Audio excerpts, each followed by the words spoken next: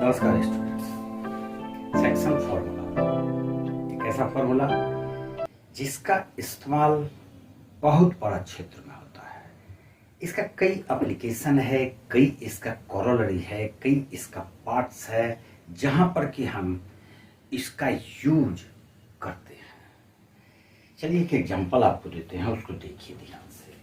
हम लोग ने देखा कि ये एक पॉइंट और ये दूसरा पॉइंट है ए और बी, और इसका कोऑर्डिनेट्स दिया हुआ है x1 y1 and x2 y2,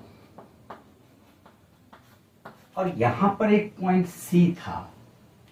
ये सी ए बी को m/n के रेशियो में डिवाइड किया। mn उसका लेंथ नहीं है, वो रेशियो है, यानी AC/CV m/n है। तो हमको इसका कोऑर्डिनेट निकालना है। ये है सेक्शन फॉर्मूला।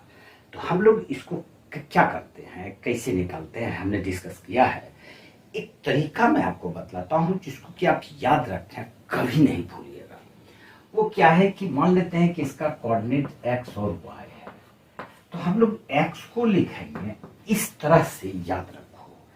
इधर वाला का हम पार्ट ले लेते हैं m, और इधर वाले का x कोऑर्डिनेट लेंगे, तो mx2 प्लस फिर इधर वाला का ये पार्ट लेंगे यानी कि n, तो इधर वाले का x कोऑर्डिनेट लेंगे x1, और y क्या होगा, ये जो दो पार्ट है m और n, जो उसका रेशियो है उसका सम कर लेंगे।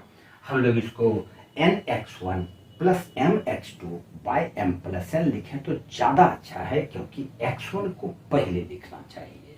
तो इस प्रकार से ये हो जाता है nx1 प्लस mx2 बाय हो गया m प्लस n।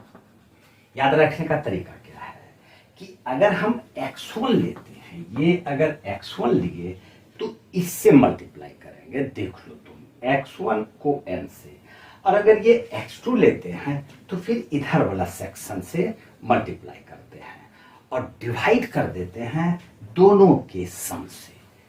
सिंपल है, याद रखना। फिर उसी तरह y में भी कर लेंगे।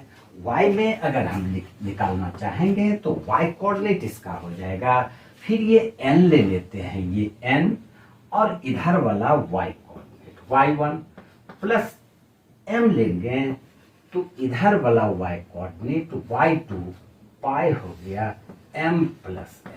बिल्कुल ये याद ही हो गया होगा।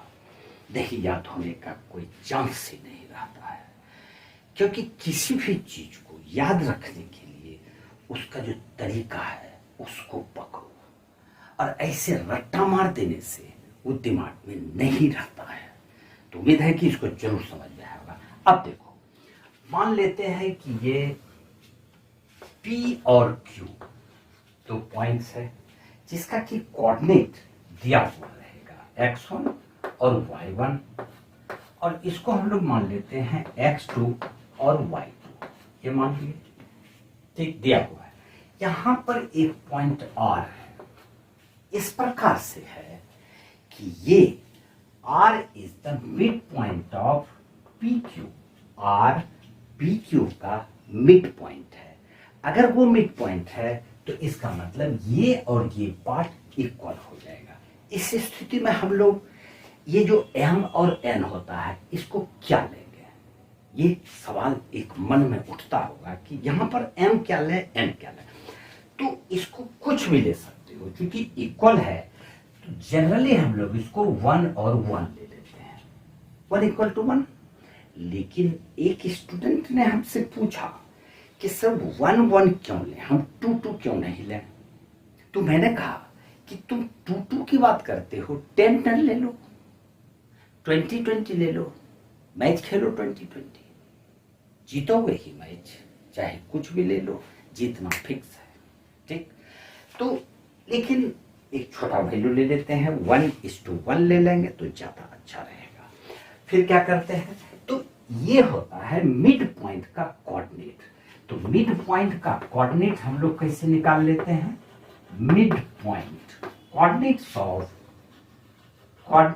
Of mid point is equal to, ध्यान से देखो, जैसा यहां पर मैंने अभी बतलाया कि अगर इधर वाला सेक्शन लेते हो तो ये कोऑर्डिनेट से मल्टीप्लाई करना होता है, तो हम लोग लेते हैं इधर वाला, तो x1 इंटू इधर वाला सेक्शन 1 है तो 1 प्लस x2 और इंटू फिर 1 ही ले लेंगे और पाई ले लेंगे 1 प्लस 1, क्योंकि यहाँ पर m प्लस n लिए हैं तो m equal to 1, n equal to 1, तो ये आ जाएगा 1 प्लस 1। क्या देख रहे हैं हम देख रहे हैं कि ये आता है x1 प्लस x2 बाई 2। इसे क्लियर एक बात हो रहा है। फिर उसी तरह से y भी हम लोग निकाल लेते हैं, ये तो x का हो गया और y का भी आ जाएगा, यहाँ पर जरा सा y का लिख लेंगे तो फिर ये भी y1 प्लस y2 बाई 2 आ जाएगा, यानी कि ये हमारा ये कोऑर्डिनेट इसका आ जाता है। ठीक है, अगर मिड पॉइंट है तो सीधा बात है। चलो इसका एक एग्जांपल दे देते हैं। हम लोग ले लेते हैं एक ये m, इसका कोऑर्डिनेट है -1 और 0 और n इसका कोऑर्डिनेट है 2 और 4। मान लेते हैं, कुछ भी मान लेते हैं। यहाँ पर इसका ये x मान लेते हैं कि इसका मिड पॉइंट है, तो x का कोऑर्डिनेट क्या हो जाएगा? कोऑर्डिनेट ऑफ x यह हो जाएगा जैसा अभी हम लोगों ने यहाँ पर इसमें डिस्कस किया वही यूज करेंगे। तो ये वाला x कोऑर्डिनेट और ये वाला x कोऑर्डिनेट दोनों का सम बाई 2, तो -1 प्लस ये वाला प्लस है तो +2 बाई 2, फिर कॉमन ये x कोऑर्डिनेट हुआ, y में क्या करेंगे 0 + 4, 0 + 4 बाई 2, इसको सिंप्लीफाई कर लेते हैं तो 2 - 1 1 बाई 2 और ये आ गया 4 बाई 2, यानी कि ये मिड पॉइंट का हमारा कोऑर्डिनेट निकल जाता है। एक तो इसका ये एप्लीकेशन याद रखो, पक्का एग्जामिनेशन में इससे रिलेटेड क्वेश्चन आएगा और सिर्फ इसी में भी नहीं, आगे लाइफ में इस तरह का एप्लीकेशन वाला क्वेश्चन काफी है। दूसरा एक एग्जांपल बताते हैं जरा से इसको। एक टॉपिक आता है कि अगर कोई स्ट्रेट लाइन दिया हुआ है, इसके दोनों एंड पॉइंट का कोऑर्डिनेट हमको पता है और इसी स्ट्रेट लाइन पे कोई एक और पॉइंट दिया हुआ है जिसका कोऑर्डिनेट दिया हुआ है और ये पूछता हो कि ये जो थर्ड पॉइंट मैंने बतलाया वो इस स्ट्रेट लाइन को किस रेशियो में डिवाइड करता है, तो क्या करेंगे देखो। मान लेते हैं ये a है, इसका कोऑर्डिनेट दिया रहेगा, कुछ भी मान लेते हैं x1 और y1। फिर यहां पर b, इसको मान लेते हैं x2 और y2 और यहां पर एक पॉइंट c दिया रहेगा जो कि जिसका कोऑर्डिनेट दिया हुआ है x और y। तो कहता है कि ये c पॉइंट AB को किस रेशियो में बांटता है। इस तरह का जो भी क्वेश्चन आएगा तो कभी भी m/n नहीं मानना, उसको α/1 मानना।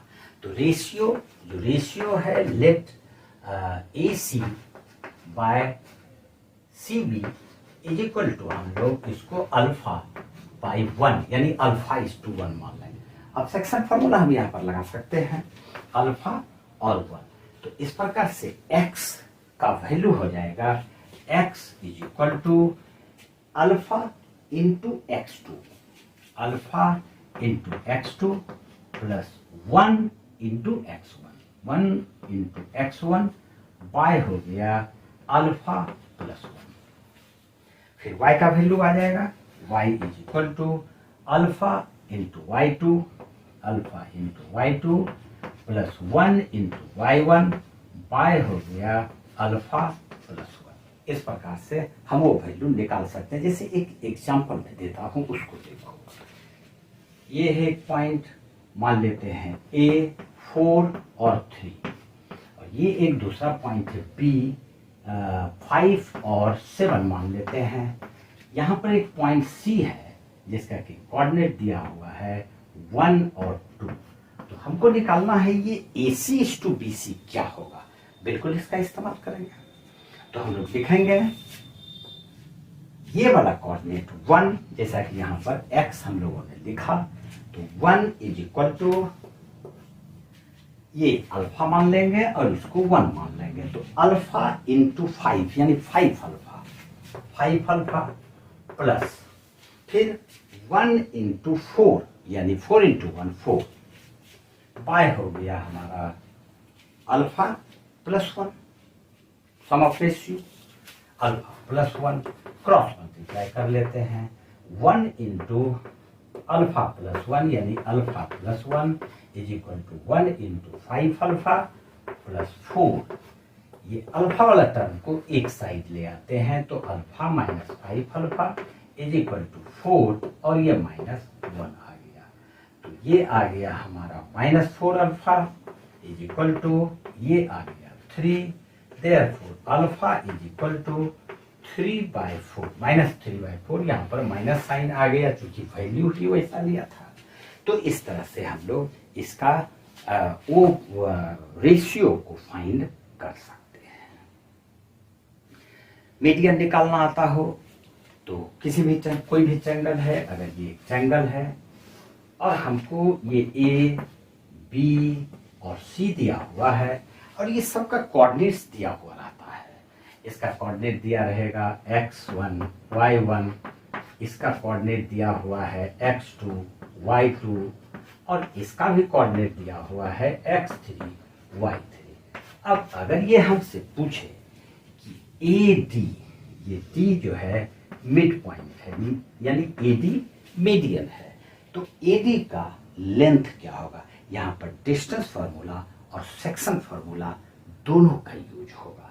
सबसे पहले हम लोग डी का कोऑर्डिनेट निकाल लेंगे, तो डी का कोऑर्डिनेट कैसे निकालेंगे, इतना प्लस इतना बाई 2, क्योंकि ये मिड पॉइंट है जैसा अभी हम लोगों ने डिस्कस किया। तो डी का कोऑर्डिनेट आ जाएगा x2 प्लस